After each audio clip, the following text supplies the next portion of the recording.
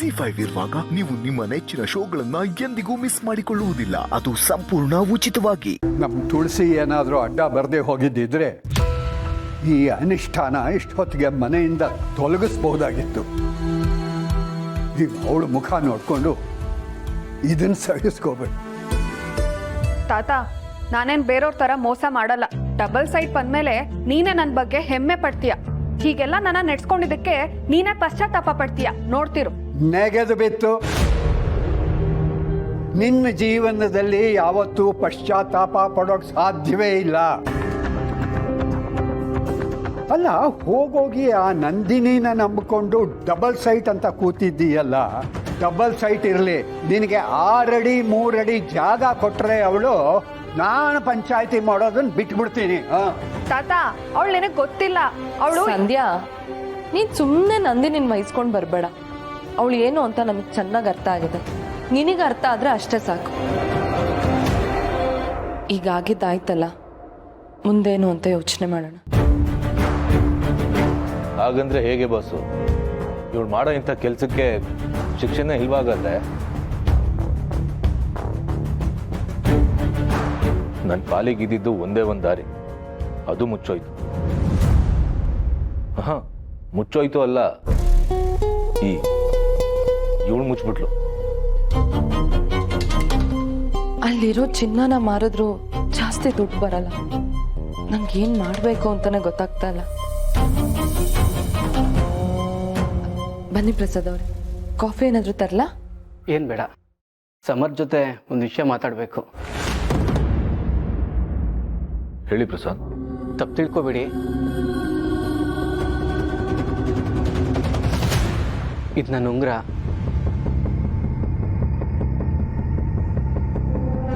ಇದಲ್ಲದೆ ನಮ್ಮ ತಂದೆಗೆ ಗೊತ್ತಿಲ್ದಾಗೆ ನಾನು ಕದ್ದು ಮುಚ್ಚಿ ಮಾಡಿರೋ 60,000 ಸೇವಿಂಗ್ಸು, ಇದೆರಡು ಒಟ್ಟು ಸೇರಿದ್ರೆ 1 ಲಕ್ಷ ಆಗ್ಬೋದು. ಅಲ್ಲ ಪ್ರಸಾದ್, ಇವೆಲ್ಲ ಯಾಕೆ ನನ್ನ ಹತ್ರ ಹೇಳ್ತಾ ಇದ್ದೀರಾ? ನಾನು ಹೆಂಡತಿ ಮಾಡಿರೋ ಈ ಕೆಲಸಕ್ಕೆ ನನ್ನ ಕಡೆಯಿಂದ ಒಂದು ಸಣ್ಣ ಪ್ರಾಯಶ್ಚಿತ್ತ ಅಂದ್ಕೊಳ್ಳಿ.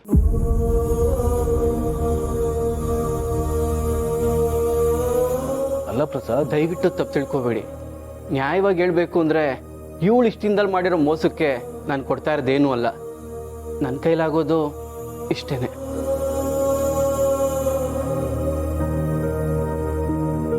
ನೀವು ಇದನ್ನು ತಗೊಳ್ಳಿಲ್ಲ ಅಂದರೆ ನಂಗೆ ನಿಜವಾಗ್ಲೂ ನೋವಾಗುತ್ತೆ. ಪ್ಲೀಸ್ ತಗೊಳ್ಳಿ. ಈ ಸಂದರ್ಭದಲ್ಲಿ ನಿಮಗೆ ಏನಕ್ಕಾದ್ರೂ ಯೂಸ್ ಆಗೇ ಆಗುತ್ತೆ, ನನಗೆ ಗೊತ್ತು. ಅವತ್ತು ಖರ್ಜೂರ ತಿಂತಾ ಇದ್ದಾಗ ಸಾವು ಕರಿತಾ ಇತ್ತು. ನನ್ನ ಕೊಂದು ಹೋಗಿ ಇವತ್ತು ಬಂದಿದೀಯಾ? ನಿನ್ನ ಬಲಿ ತಗೊಳ್ದೆ ಬಿಡಲ್ಲ.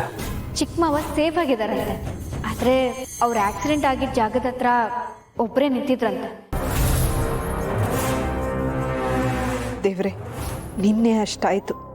ಇನ್ನು ದೇವಸ್ಥಾನಕ್ಕೆ ಹೋಗಿ ಇವರು ಇನ್ನೇನು ಅನಾಹುತ ಮಾಡ್ತಾರೋ ನೀನೇ ಕಾಪಾಡಬೇಕು.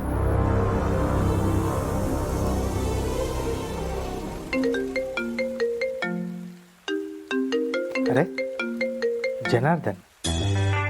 ಹಲೋ ಜನಾರ್ದನ್, ಎಲ್ಲ ಹೇಗಿದ್ದೀರಾ? ನಾವೆಲ್ಲ ಆರಾಮ್. ಮದುವೆ ವಿಷಯ ಇಲ್ಲಿ ತನಕ ಬಂತು ಅಂತ ವಿಚಾರಿಸಕ್ಕೆ ಫೋನ್ ಮಾಡಿದೆ. ಅವಿ ಇನ್ವಿಟೇಷನ್ ಕಾರ್ಡ್ ತಂದಿದ್ದಾನೆ. ಎಲ್ಲರೂ ಒಂದು ಕಾರ್ಡ್ ಸೆಲೆಕ್ಟ್ ಮಾಡಿದ್ದೀವಿ. ವನಜ ಅವರು ಪುರೋಹಿತರ ಹತ್ರ ಕೇಳಿ ಡೇ ಟು ಟೈಮ್ ಹೇಳ್ತೀನಿ ಅಂತ ಹೇಳಿದರು.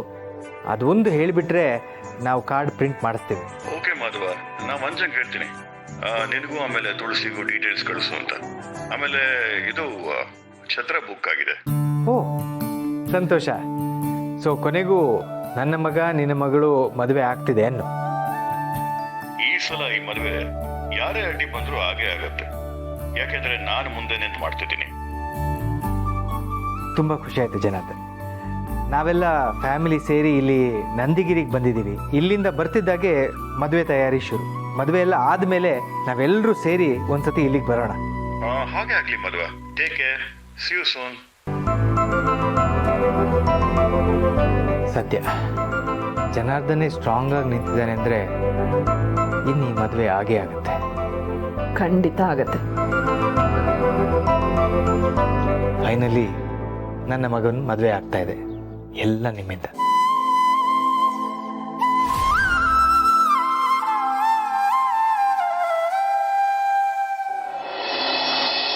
ಅಲ್ಲ ಪ್ರಸಾದ್, ಅವಳು ಮಾಡಿರೋ ತಪ್ಪಿಗೆ ನೀವು ಇದನ್ನೆಲ್ಲ ಯಾಕೆ ಕೊಡ್ತಾ ಇದ್ದೀರಾ? ನಮ್ಗಿದೆಲ್ಲ ಬೇಡ ಖಂಡಿತ. ದಯವಿಟ್ಟು ಹಾಗೆ ಹೇಳ್ಬೇಡಿ. ನಿಮ್ಮ ಮನೇಲಿ ಎಲ್ಲರೂ ಎಷ್ಟು ಒಳ್ಳೆಯವರು. ಇವಳು ಎಷ್ಟೇ ಮೋಸ ಮಾಡಿದ್ರು ನೀವು ಇವಳನ್ನ ಕ್ಷಮಿಸ್ಕೊಂಡೇ ಬಂದ್ರಿ. ಆದರೆ ಇವಳಿಗೆ ಸ್ವಲ್ಪನೂ ಕೃತಜ್ಞತೆನೇ ಇಲ್ಲ.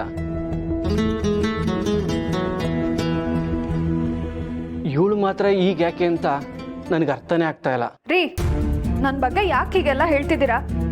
ಅಣ್ಣ ಬೇಡ ಅಂತಿದ್ದಾನೆ ತಾನೆ, ಮತ್ತ್ಯಾಕೆ ಕೊಡ್ತಿದ್ದೀರಾ? ಇಟ್ಕೊಂಡ್ರೆ ಮುಂದೆ ನಮ್ಮ ಮಗುಗೆ ಆಗುತ್ತೆ. ಬಾಯಿ ಮುಚ್ಕೊಂಡಿರ್ತೀಯಾ?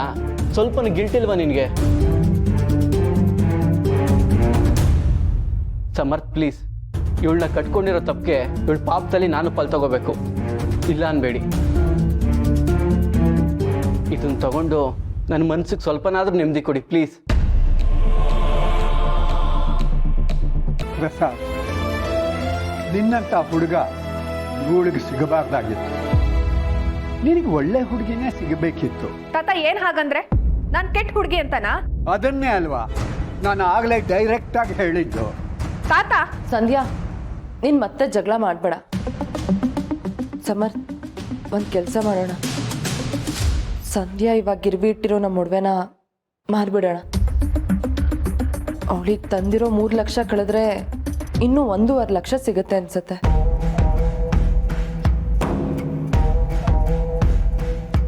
ಚಿನ್ನಕ್ಕೆ ಈಗ ಒಳ್ಳೆ ರೇಟ್ ಇದೆ. ಅದ್ರ ಜೊತೆಗೆ ಪ್ರಸಾದ್ ಕೊಡ್ತಿರೋ ಈ ಉಂಗುರ ಮತ್ತೆ ದುಡ್ಡು ಸೇರಿಸಿದ್ರೆ ಏನಿಲ್ಲ ಅಂದ್ರೂ 1 ಲಕ್ಷ ರೂಪಾಯಿ ಆಗುತ್ತೆ. ಸೊ ನಮ್ಮ ಹತ್ರ 2.5 ಲಕ್ಷ ಇರುತ್ತೆ. 2.5 ಲಕ್ಷ ಡೌನ್ ಪೇಮೆಂಟ್ ಮಾಡಿ ನಾವು ಕಾರ್ ತಗೋಬೋದಾ? ಯಾಕೆ ಸಿಗಲ್ಲ? ಆರಾಮಾಗಿ ಸಿಗುತ್ತೆ. ನಾನೇ ಕೊಡಿಸ್ತೀನಿ ಬೇಕಾದ್ರೆ. ನಿಜವಾಗ್ಲೂ ಖಂಡಿತ ಸಿಗುತ್ತೆ ಸಿರಿ ಅವರೇ. ಆಯ್ತಲ್ಲ ಮತ್ತೆ ಸಮರ್ಥ್.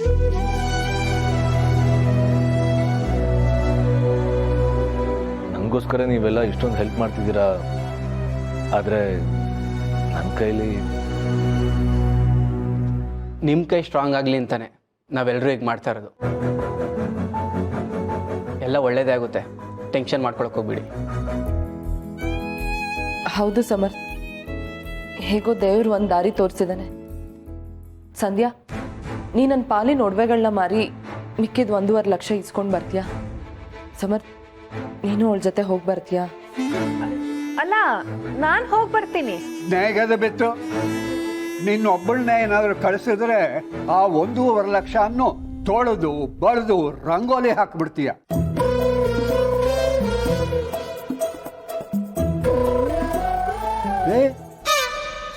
ಅಪ್ಪ, ಅಲ್ಲೂ ಏನಾದರೂ ಸೀತಾಪತಿ ಮಾಡಿದೀಯಾ? ಏನ್ ಕತೆ? ಅಯ್ಯೋ ಇಲ್ಲ ತಾತ, ನಿಮಗ್ ನನ್ ಮೇಲೆ ನಂಬಿಕೆನೇ ಇಲ್ಲ. ಖಂಡಿತವಾಗ್ಲೂ ಇಲ್ಲ. ನಡಿ ಹೋಗೋಣ.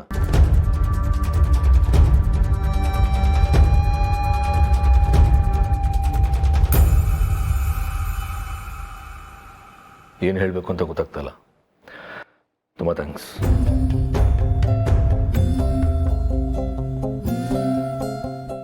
ZEE5 ಆಪ್ ಡೌನ್ಲೋಡ್ ಮಾಡಿ ಎಲ್ಲಾ ಸಂಚಿಕೆಗಳನ್ನು ಸಂಪೂರ್ಣ ಉಚಿತವಾಗಿ ನೋಡಿ.